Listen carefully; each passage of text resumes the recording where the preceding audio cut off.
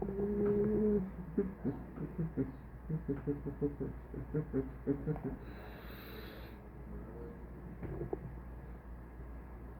aí, gente, tudo bom com vocês? Bom, hoje eu quero dar uma aula. Me morde. Hoje eu quero dar uma aula sobre a regionalização do Brasil e algumas propostas de regionalização que foram feitas por alguns autores, geógrafos e teóricos da geografia, e também a instituição do IBGE também fez a sua própria proposta de regionalização do país. E para começar, eu gostaria de falar sobre falar sobre o conceito de regionalização. E para falar do conceito de regionalização, eu vou calcar as ideias desse vídeo no Rogério Heisbert, que é um teórico e geógrafo muito popular no mundo acadêmico da geografia, principalmente aqui no Brasil. O Rogério vai dizer que o conceito de região ele é polissêmico. O que seria um conceito de região polissêmica? Onde está aberta a diversas interpretações. Cada um pode delimitar o território com o seu próprio critério. Vai depender muito também da corrente de pensamento que está sendo utilizado para fazer essa delimitação de território. Mas mesmo ele dizendo que o conceito de região é muito amplo e qualquer um pensador, ou até você mesmo e eu podemos, até o meu gato pode construir esse conceito de região, todos os pensamentos ou correntes de pensamentos vão acabar terminando e emergindo no mesmo local, que é região é uma parcela ou um recorte do território.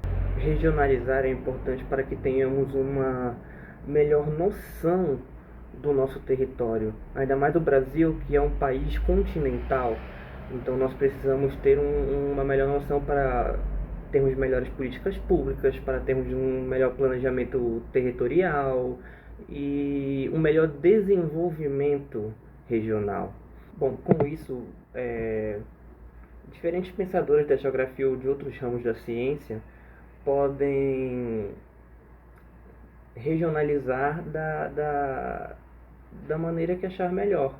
Podem usar critérios como o critério social, o critério econômico, ou até mesmo fazer uma mescla entre eles para determinar uma região. Bom, agora falando um pouco mais sobre as propostas de regionalização que tiveram no passado, o pioneiro disso foi o IBGE.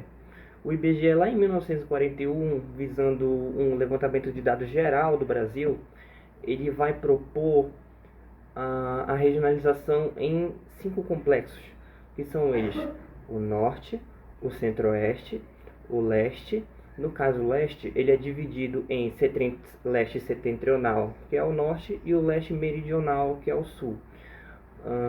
A região sul e a região nordeste. E a região nordeste também sofre essa divisão na parte oriental e na parte ocidental, pautado em critérios naturais, ou seja, não era vista a questão econômica da região, a questão social, a questão cultural, é somente a região o critério da paisagem, o critério do relevo, o critério do bioma, e era só essa régua utilizada para regionalizar o Brasil.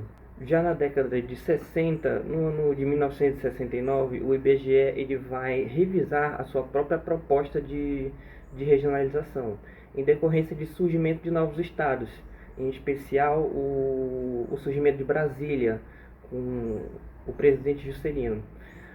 E ele vai o IBGE vai nomear e chamar de regiões homogêneas. Os critérios utilizados para regionalizar dessa vez, ao contrário da proposta passada, que foi somente o aspecto natural do país, dessa vez levar em consideração os aspectos socioeconômicos, a demografia e as características fisiográficas do país, ou seja, uma mescla onde seria alterado algumas regiões, alguns estados entrariam em outras regiões e outros deixariam. Já outra proposta feita vai ser pelo geógrafo Pedro Geiger na década de 60, e ele vai chamar ela vai chamar essa proposta de regiões geoeconômicas.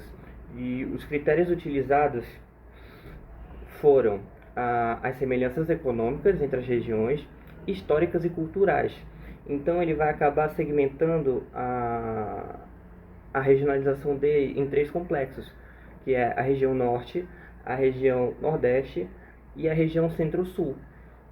E como vocês puderam ver, ele não respeita o limite nem a delimitação dos estados, porque ele usou uma outra régua que foi diferentemente usada pelo IBGE. E uma outra proposta, que eu acho que é até mais famosa do que a do Geiger, e eu acho que na escola muita gente já deve ter visto essa regionalização, o mapa dessa regionalização, que foi proposta pelo geógrafo, mais famoso geógrafo brasileiro, o grandíssimo Milton Santos. E ele vai utilizar como régua, como parâmetro e como critério, o avanço do meio técnico, científico e informacional. Aí você me pergunta, o que é o meio técnico, científico e informacional?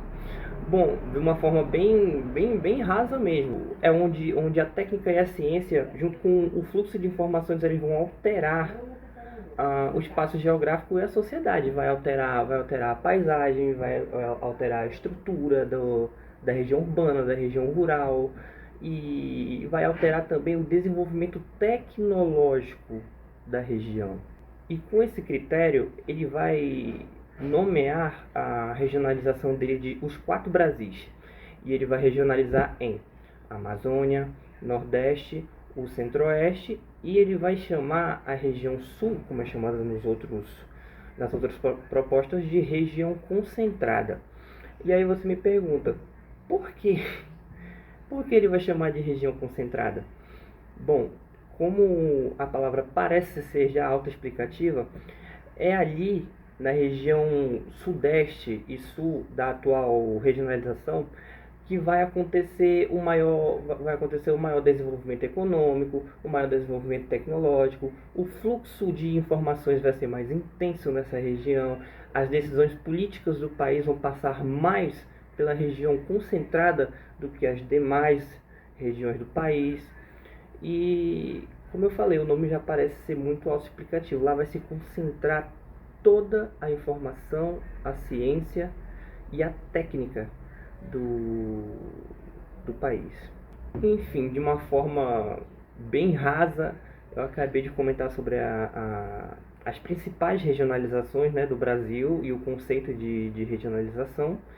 Eu espero que alguém tenha entendido pelo menos alguma coisa do que eu pude passar. E é isso. Até o meu gato me deixou já. Bom, gente,